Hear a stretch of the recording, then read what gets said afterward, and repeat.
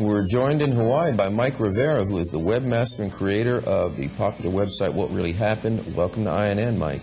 Thanks, Lenny. Thanks for having me.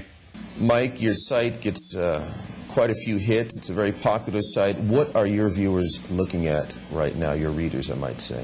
Well, my readers are looking at a broad spectrum of stories, but I think right now the focus continues to be on the rather drastic changes brought about by the Military Commissions Act of 2006 in terms of the suspension of habeas corpus. And one of the concerns that was voiced when the act was passed was that once you start saying that this particular group of citizens is exempt from the Bill of Rights and we can do what we want with them, you're going to start seeing that definition of that group start to creep outward to get more and more people. And we've already seen that happen just a few days ago with the bill that went through Congress that basically declared that anybody that exposes instances of animal cruelty in such a manner that it costs a company more than $10,000 can be declared essentially a domestic terrorist, and they go right onto this list of people who can be arrested and jailed without trial. And I think we're going to see a lot more of this in the near future, where dissenters, political dissenters, will be added to the domestic terrorist list. Those who don't agree with the war, those who actively oppose the war, will be construed as aiding the enemy. We're seeing a lot of rhetoric coming out of the GOP in this campaign season, which is trying to equate voting Democratic with essentially opening the door and inviting the terrorists in. And I think this is a very dangerous trend, because now we're getting into this area of definition of who is a terrorist, and once the government can say you're a terrorist, then it's a whole new set of rules that apply, and the Bill of Rights is effectively suspended. Just last night, many Americans watched Bill Moyer's piece on Jack Abramoff and what they call the lobby scandal, so to speak. However, one part that's very rarely mentioned was Jack Abramoff's involvement with the murder of Gus Boulis, and also that Jack Abramoff was the owner of the Sun Tour gambling casino cruise ships, which are going off the southern coast of Florida. You have on your site that Mohammed Atta was seen on one of these gambling cruise ships. Is there any real verification of that, although I know it's been out for a while? It's actually the FBI reported the story, and of course it was then very quickly kind of ignored by the mainstream media, but it was picked up by some sharp-eyed bloggers, and it is established that the employees, the crew members on the casino ships recognized Atta and said that he was a regular visitor there in the months before 9/11. Now, this coincides exactly with a period of time in which Daniel Hofsicker has come out with documentation from the Zacarias Moussaoui trial, basically confirming that the FBI was deliberately withholding information on where Mohammed Atta was during that same time period. So it seems very clear that on one hand, we know that Atta was on these ships dealing with Jack Abramoff, and on the other, we're now seeing the FBI sort of retroactively going back and trying to remove that from the record. But it does raise some very serious questions as to why these supposed fanatical Muslim terrorists who are getting ready to go meet Allah are hanging out on casino ships gambling. And of course, additional reports are that Atta was dating a stripper, that he was routinely eating meals that are forbidden under Islam, that he was hanging out in strip joints.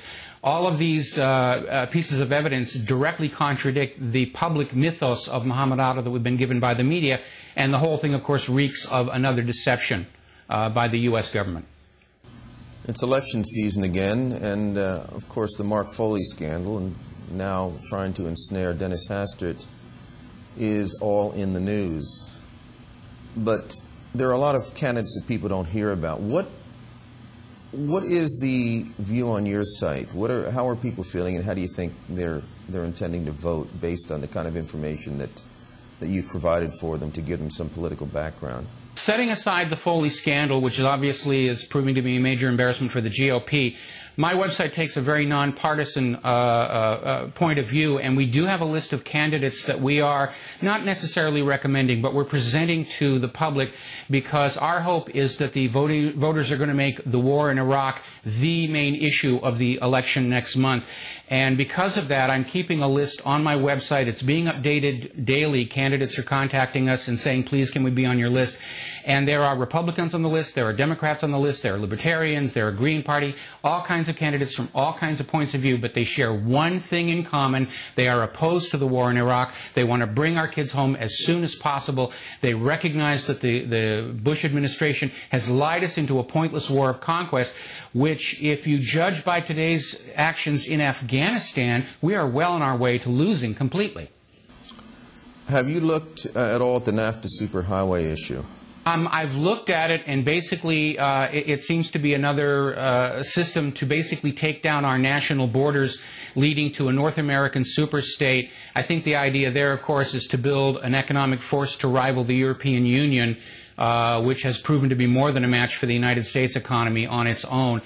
I'm very concerned about the loss of national sovereignty, mostly because I view national borders as serving the same functions politically and economically that watertight bulkheads serve in ocean liners or fireproof doors serve in buildings. They exist to contain a bad disaster in one place so that the structure as a whole does not collapse. And as we head on toward this agenda of a supposed new world order and a global government, my concern is that if national borders are torn down in the interest of global business, then an economic disaster in one region will very quickly spread to the rest of the world, and we could see global depression occurring as a result of this.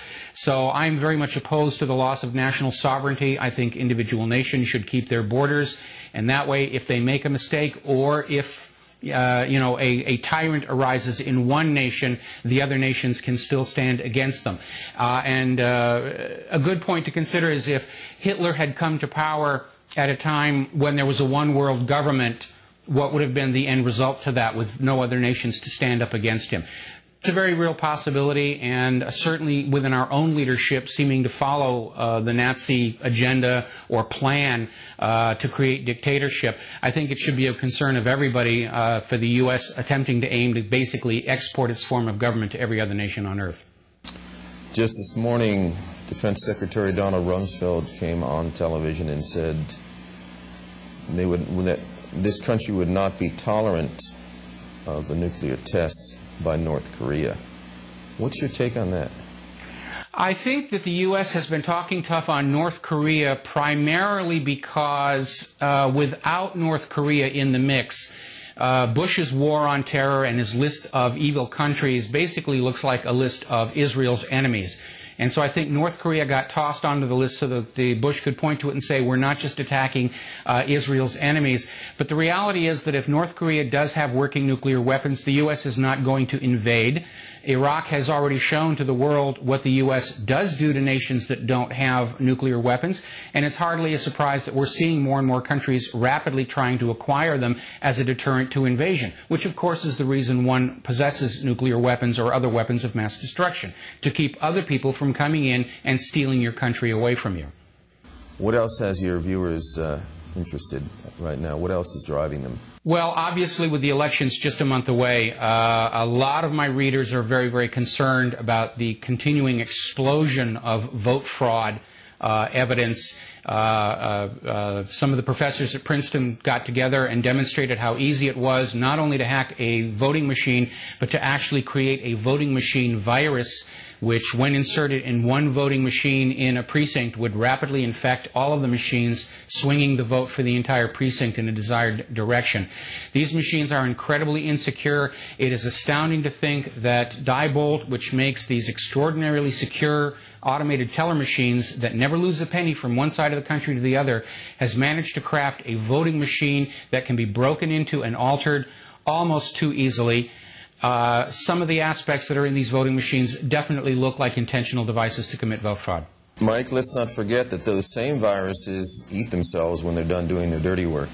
Absolutely. They erase all trace of their existence, and they revert the machine back to the native state. So they destroy the evidence of that vote fraud has ever happened. And without a paper audit trail, the vote is basically what the machines tell you it was. Mike Rivero, What Really Happened. A great website, of course, recommend it to our viewers. A lot of diverse views, and thank you for joining us with your insight. Thank you. We'll look forward to doing it again soon.